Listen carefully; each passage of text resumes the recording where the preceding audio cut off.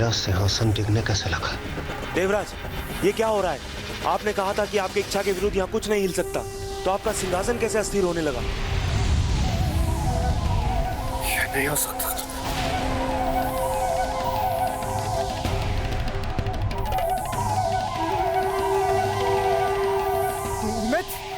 मित्र, तुम ये क्या कर रहे हो? तुम मुझसे क्यों लिपट रहे हो? छोड़ो मुझे। रक्षक, ये अपने साथ मुझे क्यों खींच रहे हो? छोड़ो मुझे, जाने दो मुझे। रक्षक, छोड़ो मुझे। जब तक ये यज्ञ नहीं रुकता इंद्रदेव, मैं आपका सिंहासन नहीं छोड़ूंगा। मैंने तुम्हें सिंहासन को जकड़ने के लिए कहा था, मुझे नहीं। छोड़ो मुझे, छोड़ो। नहीं नहीं मित्र, आप ही मेरी रक्षा कर सकते हो। नहीं छोड़ूंगा, आपको कदापि नहीं छोड़ूंगा। अब आस्ती के इस यज्ञ को कैसे रोकेंगे? सहायता कीजिए, मेरी सहायता कीजिए। राजन, मुझे जाने दीजिए। राजन, क्षमा कीजिए। क्या करूं मैं? इस यज्ञ को कैसे रोकूं? माँ, मेरा मार्गदर्शन कीजिए, सहायता कीजिए मेरी।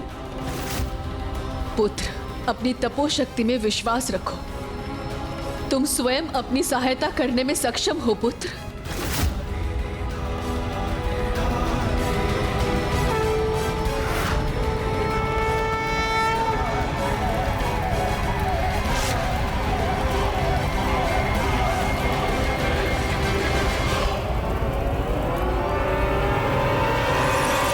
प्रभु महागणाधिपति जी, आपका नाम उच्चारण कर मैंने जो कार्य आरंभ किया उसके विघ्न दूर करने की कृपा कीजिए, जिससे मैं इस कार्य को समाप्त कर सकूं।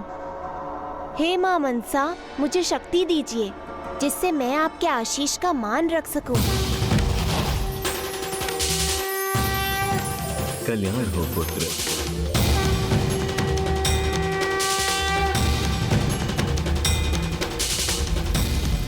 हे यज्ञ पुरुष, इस यज्ञ को और विनाश करने से रोकने में मेरी सहायता कीजिए। सहायता कीजिए, सहायता कीजिए।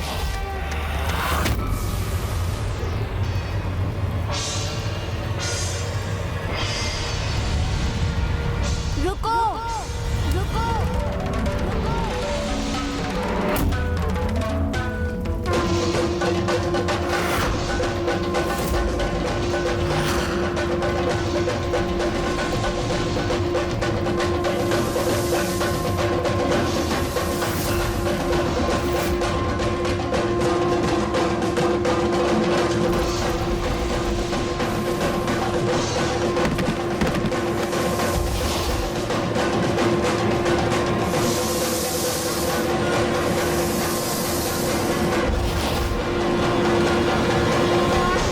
रक्षा करने के लिए आपको अनेकों धन्यवाद।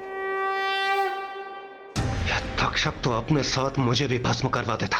अब सुरक्षित हूँ तो यहाँ से निकल जाने में ही भलाई है। धन्यवाद करने के लिए आपको मुझे वचन देने होंगे और अपने जीवन में उनका पालन करना होगा। हे दिव्य बालक, आप जो कहेंगे मैं अवश्य करूंगा। तो वचन दीजिए, आज के बाद आप किसी से ना कुछ छीनेंगे ना ही चुराएंगे। मैं वचन देता हूँ। वचन दीजिए, आज के बाद आप और आपके सर्प किसी भी निर्दोष को हानि नहीं पहुंचाएंगे, जब तक उनके प्राणों पर ही संकट ना छा जाए अथवा कोई उन्हें हानि पहुंचाने के लिए ना आए। वो किसी पे वार नहीं करेंगे। मैं वचन देता हूँ। तब आप और आपके सर्प और नाग सब सुरक्षित हैं। बालक ऋषि आस्तिक की जय। बालक ऋषि आस्तिक की जय। बालक ऋषि आस्तिक की जय। मैंने नहीं, मेरी माँ के आशीर्वाद ने ही सभी बाधाओं को हटाकर आपकी रक्षा की। प्रथम पूज्य प्रभु महागणाधिपति जी की पूजा कर उन्होंने ही मुझे मंत्र शक्ति से उत्पन्न सुरक्षा घेरे को भेदने का उपाय सुझाया। माँ ने ही मुझे प्रभु गणेश जी की स्तुति का ज्ञान कराया।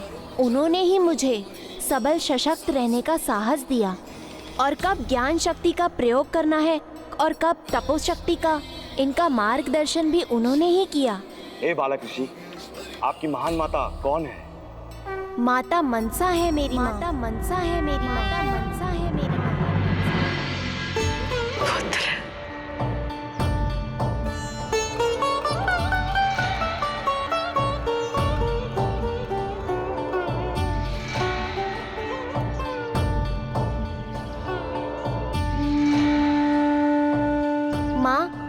के आशीर्वाद और मार्गदर्शन से मैं अपना कर्तव्य निभा सका।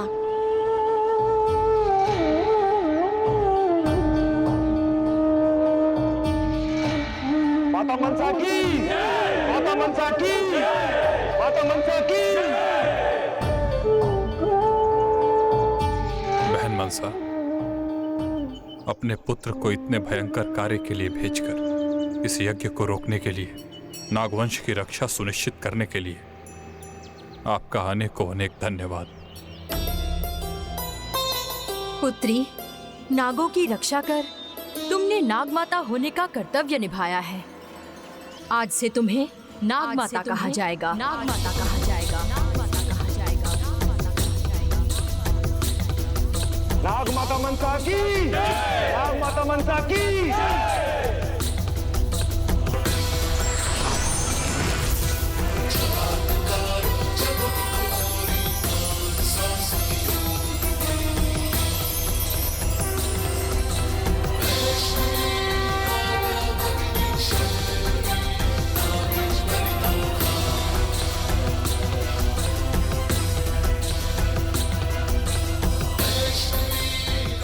नाग माता मनसा की, नाग माता मनसा की।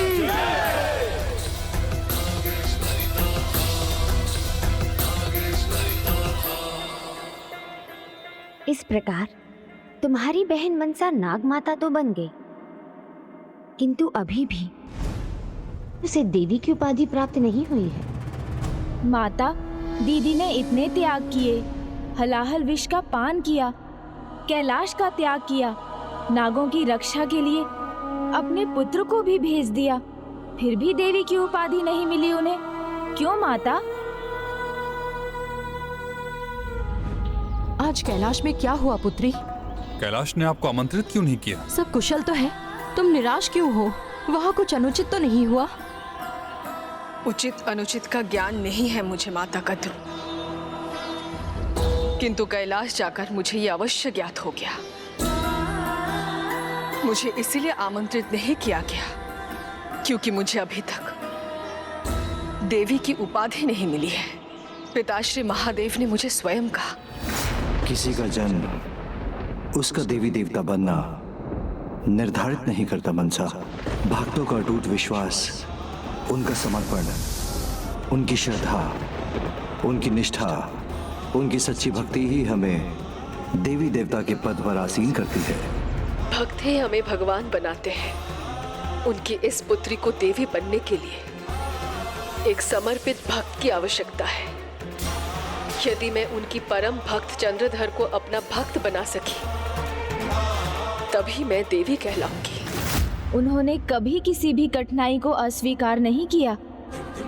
ऋषि जरत्कारु की सभी शर्तों को सहज स्वीकार कर एक और बहुत बड़ा त्याग किया। माता पिता के प्रेम खोकर भी पति के प्रेम से वंचित होना भी स्वीकार किया मैंने। और फिर जब उन्हें संतान की प्राप्ति हुई तो उन्होंने उसे भी नागों की रक्षा का कर्तव्य निभाने भेज दिया। मेरे पुत्र को कैसी कठिनाइयों का, किस संकट का सामना करना होगा, ये ना जानते हुए भी मैंने उसे भेजने का त्याग किया। निरंतर इतने त्याग किए दीदी ने, फिर तो उन्हें देवी का स्थान और प्रतिष्ठा प्राप्त होने ही चाहिए। इतने त्याग करने पर भी मुझे देवी बनने के लिए पिताश्री के भक्त को अपना भक्त बनाना होगा।